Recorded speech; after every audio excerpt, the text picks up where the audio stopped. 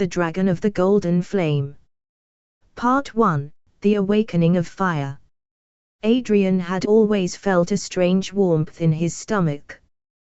While his friends chased after fleeting passions and distractions, he would sit quietly beneath the oak by the river, eyes closed, breathing deeply, as though listening to some inner sun.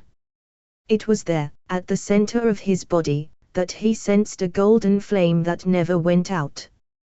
He grew up in a small town where talk of chakras, energy, and transformations belonged more to myths than everyday life. But Adrian was different.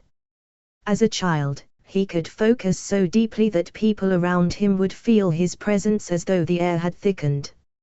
At times, when anger stirred, lamps flickered or winds howled against closed shutters. His mother whispered that he had been born with fire in his heart, though she never understood what it truly meant. Years passed, and Adrian began to study old texts in forgotten libraries. The more he read, the clearer it became. The warmth in his solar plexus was not ordinary. It was the third chakra, the Manipa, the wheel of golden fire.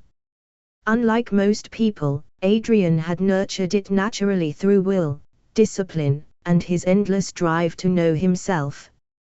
One night, sitting cross-legged on the hill overlooking his town, he decided to test the limits of this inner flame. He inhaled, guiding breath into his belly, and exhaled slowly, imagining the golden fire expanding outward. A ripple went through his body, not pain, but a deep release, like unfastening chains he had not known bound him. Suddenly his skin tingled, bones stretching and reshaping. His breath became a thunderous gust, and his eyes glowed with lightning. Scales of deep sapphire unfurled across his arms, his back arched, and great claws dug into the earth. In moments, Adrian was no longer a man, he was a dragon, vast and gleaming blue beneath the moonlight. At first, he panicked, shaking his immense wings against the hillside. But then he felt it, the flame within him had not vanished. Instead, it burned brighter than ever, flowing into every fiber of his new form. When he opened his jaws, streams of golden energy danced like rivers of light, curling in the air like ribbons, humming with power. He realized, awestruck, that the golden energy of his chakra was no longer confined to his human body. In the dragon's shape, he could command it, shape it, bend it to his will. Adrian spread his wings and leapt into the sky. The town below slept quietly, unaware that above them soared a creature from legend, tracing arcs of golden fire across the heavens. But even as he reveled in this newfound freedom, a whisper reached him, a voice not his own, echoing from within the golden flame. "You are not the first to awaken me, but you may be the last." The words lingered in his mind, stirring questions he had never dared to ask. Part 2. The Voice of Fire. Adrian returned to the hilltop at dawn, his heart still hammering from the night's flight. The blue scales had melted away with the first light, leaving only his human form, but the memory of soaring above the clouds remained vivid. His clothes were torn, his hands calloused, yet the warmth in his core blazed stronger than ever. He closed his eyes, reaching inward. The golden flame pulsed steadily, like a second heartbeat. And then the voice came again. "You have touched the current of power that few dare to awaken. I am the fire of your will, the golden river that flows through all who seek truth. But to wield me, you must know purpose. Tell me, Adrian, what do you seek?" Adrian hesitated. Riches. Glory. Protection for his town. He searched his heart, but the truth surprised him. "I seek freedom," he whispered. "Not just for myself, but for all who live chained by fear. If this energy can set me free, perhaps it can free others." The golden flame stirred, and he felt approval ripple through his being. Yet the voice added, freedom comes with burden. Others will sense what you carry. Some will desire it. Others will fear it. You must be ready. The following days proved the warning true. As Adrian practiced in secret, learning to shift between man and dragon, strange events began to ripple through the countryside. Crops grew overnight where he released fragments of golden energy. Rivers shimmered with light when he drank from them in dragon form. Yet shadows followed as well. Travelers whispered of a dark order, the keepers of Ash, who sought to extinguish any flame of power not their own. Adrian discovered their presence when a band of cloaked figures confronted him on the outskirts of the forest. Their leader, a tall man with eyes like black coals, spoke with a cold authority. You carry the fire of will. It does not belong to you. Hand it over, or be consumed by it. Fear pricked Adrian's skin, but beneath it, the golden warmth swelled. He exhaled, and light poured from his chest, forming a radiant shield around him. The cloaked figures staggered back, blinded by the brilliance. And in that instant, the dragon surged forth. Blue scales erupted, wings unfurled, and his roar shook the trees. Golden energy rippled down his throat, and when he released it, the light scattered the shadows like smoke before the wind. The figures fled, their cries echoing through the forest. When the danger passed, Adrian stood trembling in his human form again. He was victorious, yes, but shaken. The keepers of Ash would not stop with one attempt, they would return, stronger, hungrier.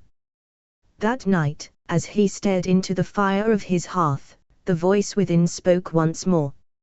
You have shown courage, but courage is not enough. To truly command me, you must find the source flame, hidden in the mountains beyond the horizon. Only there will you learn the full measure of your gift. Adrian clenched his fists, determination hardening like steel. If the keepers sought to snuff out the golden fire, he would not only protect it, he would master it. And so, at dawn, with only a small satchel and the blazing secret inside him, Adrian set forth on his journey toward the unknown mountains, unaware of the trials that awaited both the man and the dragon within. Part 3, The Source Flame. The mountains loomed like sleeping titans against the horizon. For weeks Adrian traveled across valleys and rivers, guided only by the golden warmth inside him.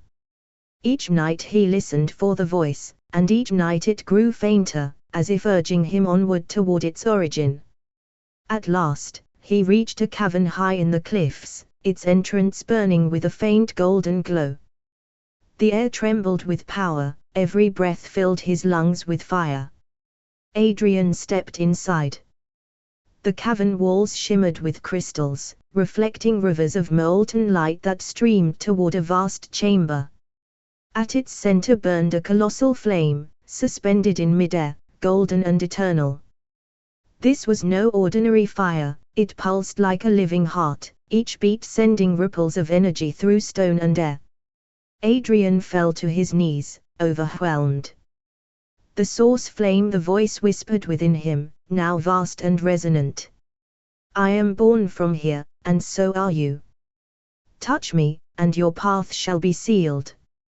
He stretched out his hand. But before his fingers met the fire, a chilling laugh echoed through the cavern. From the shadows emerged the keepers of Ash, their black cloaks billowing like smoke. The same leader from before stepped forward, his cold dark eyes burning with greed. You led us straight to it, dragon, he sneered. The source flame belongs to us now. They raised their staffs, summoning storms of shadow.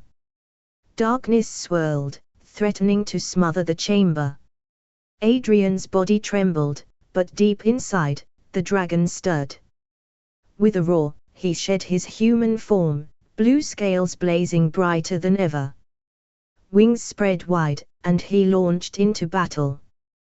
The clash shook the cavern.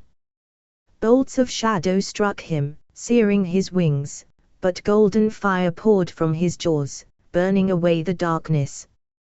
The keepers fell one by one, but the leader pressed on, drawing the very shadows of the mountain into himself until he towered as a giant wreathed in black flame. "Your will is nothing compared to mine," he thundered. Adrian faltered, the enemy's shadow fire pressing him to the ground. His golden flame flickered weakly. But then he remembered his vow, not to seek riches or glory, but freedom. Not just for himself, but for all who lived in fear. He turned his gaze to the source flame, blazing untarnished even as shadows raged around it. With the last of his strength, he opened his heart fully to it, no longer clinging to control, but surrendering with trust. The source flame answered. A torrent of golden fire surged through him, more radiant than the sun. His dragon form expanded, scales glowing like sapphires set aflame, eyes shining like twin stars. The cavern blazed as he rose, vast and unstoppable, a true dragon of the source. With a single exhalation, he unleashed a beam of golden energy that cut through the giant of shadows. The leader screamed as the black fire unraveled, his form dissolving into dust carried away by the winds. The remaining keepers fled, their whispers extinguished. Silence returned to the cavern. The source flame pulsed gently, as if smiling. "You have chosen well, Adrian. You are no longer just bearer of the flame. You are its guardian." Slowly, Adrian returned to his human form, though his body still shimmered faintly with golden light.